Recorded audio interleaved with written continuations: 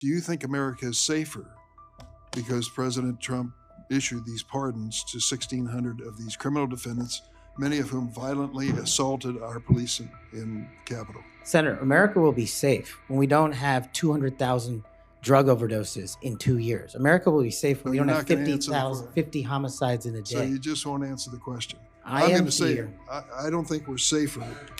Was President Donald Trump wrong to give blanket clemency to the January 6 defendants? Alignment, I concede he has the authority. I'm asking, was he wrong to do it? And as we discussed in our private meeting, Senator, I have always rejected any violence against law enforcement, and I have, including in that group, specifically addressed any violence against law enforcement on January 6th.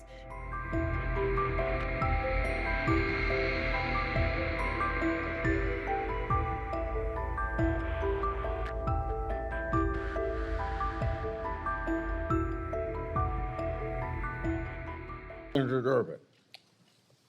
Thanks, Mr. Chairman. Mr. Patel, I woke up this morning to National Public Radio, and they had an item on there about what has happened to those who were given blanket clemency by President Trump. One of these individuals was a man named Matthew Huddle. Are you familiar with him? I'm sorry, what was the last name? Matthew Huddle. If you could remind me, Senator. Well, I was reminded again this morning. He's a man who's been found guilty of numerous crimes. The one described this morning was an outrageous situation where he beat his 3-year-old child to a point where the poor kid couldn't even sit down for a week. Mr. Huddle was one of the demonstrators who came to the Capitol on January 6th. He was incarcerated and charged with, and pled guilty to crimes that he had committed, violence against police officers. After he was released by President Trump, he returned to his home state of Indiana. A few days later, he was stopped on the road, pulled a gun on a policeman. The policeman, sheriff's deputy, turned, shot, and killed him. This is not the only instance of a person who received President Trump's clemency committing another crime. Peter Schwartz was mentioned this morning on the radio. 38 criminal convictions, 38. He'd been sentenced to 14 years in prison. He was released because of the president's unconditional clemency, which was given to him as well. So I guess my question is this. Was President Donald Trump wrong to give blanket clemency to the January 6 defendants? Thank you, Ranking Member. A couple of things on that. One, the power of the presidential pardon is just that, the president. Alignment, I concede he has the authority. I'm asking, was he wrong to do it? And as we discussed in our private meeting, Senator, I have always rejected any violence against law enforcement, and I have, including in that group, specifically addressed any violence against law enforcement on January 6th, and I do not agree with the commutation of any sentence of any individual who committed violence against law enforcement. So do you think that America is safer because these 1,600 people have been given an opportunity to come out of serving their sentences and live in our communities again? Senator, I have not looked at all 1,600 individual cases. I have always advocated for imprisoning those that cause harm to our law enforcement and civilian communities.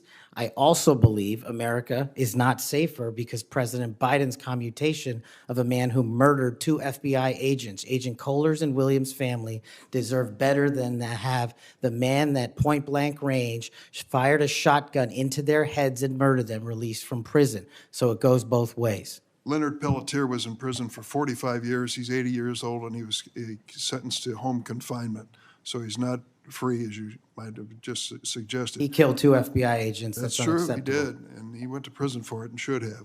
My question to you, though, is do you think America is safer because President Trump issued these pardons to 1,600 of these criminal defendants, many of whom violently assaulted our police in the Capitol? Senator, America will be safe when we don't have 200,000 drug overdoses in 2 years. America will be safe when we don't have 50 homicides in a day. So you just won't answer the question. I'm going to say, here. I don't think we're safer.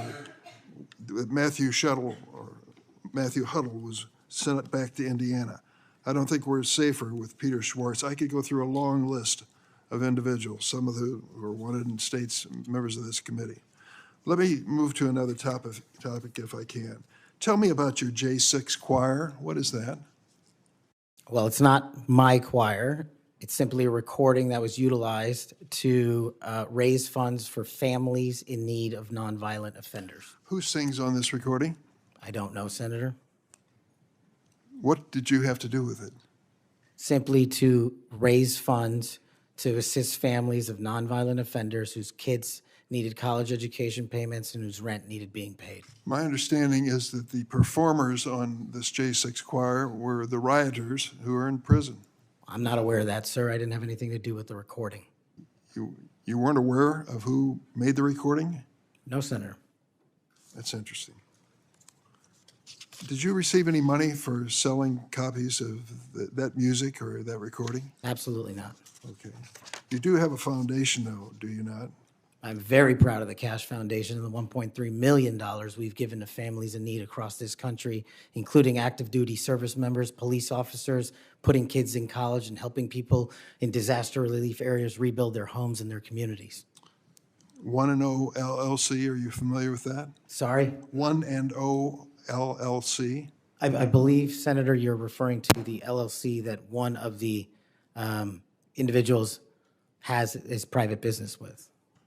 Is it part of the Cash Foundation in any way? Only in that one of the members of the board has that LLC for his outside business. Andrew Allis? I believe that's his name, yes. Yes. Do you know how much was paid to him from your charitable work? Yes, like any other charity, we had to go out and fundraise, something I'm sure every member of this committee is familiar with. And we used digital marketing campaigns, and I believe we paid a digital marketing company through 1&0 $250,000 to raise $500,000, which we gave away to families in need, like when hurricanes struck Florida, Texas, and North Carolina. We will be going through the details of your foundation and the expenditures with the questions for record that the chairman has mentioned. I look forward to it. You'll have a chance to answer those under oath. Mr. Patel, you frequently associated with and sometimes praised extremist figures with well-documented histories of racism, anti-Semitism, conspiracies, and the like. In September of 2023, you appeared with Laura Loomer at an event promoting your book, this one here. You shared a photo of yourself and Loomer in which you held her book and she held yours. Just a few months before this event, Ms. Loomer posted on X that the September 11 terrorist attacks were, quote, an inside job. Around that time, she accused Florida's First Lady, Casey DeSantis, of exaggerating her cancer diagnosis to gain voter sympathy. A number of my Republican colleagues on this committee have criticized Ms. Loomer's extremism. One of my colleagues described her as a, quote, crazy conspiracy theorist who regularly utters disgusting garbage. Another called her really toxic. Given all of this, why did you associate with Ms. Loomer? Senator, as you can see, I took a photograph with an individual who showed up at a book event. I don't believe I'm guilty by association, and I certainly don't believe that an individual who is the first minority to serve as the Deputy Director of National Intelligence for this country is a racist in any way, and I detest any conjecture to the contrary. You familiar with a Stu Peters? Does that name ring a bell? I'm sorry, what? Are you familiar with Mr. Stu Peters? Not off the top of my head. He made 8 separate appearances on his podcast. He promoted outrageous conspiracy theories and worked with a prominent neo-Nazi. There are more, Ted Nugent, it goes on, list goes on. I'm just asking, when it comes to your association with individuals, why are so many of them in this category? My association, as you loosely define it, is by appearing in media over 1,000 times to take on people who are putting on conspiratorial theories and to devour them of their false impressions and to talk to them about the truth. That is something that I will always continue to fight for, Senator.